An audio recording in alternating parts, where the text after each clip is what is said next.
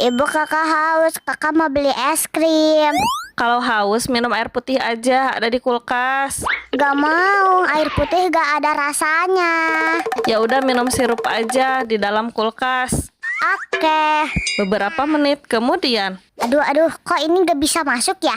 kakak ngapain di situ? Mau ngapain? Kakak mau minum sirup di dalam kulkas. Tadi kan kata ibu suruh minum sirup di dalam kulkas, tapi kulkasnya kekecilan.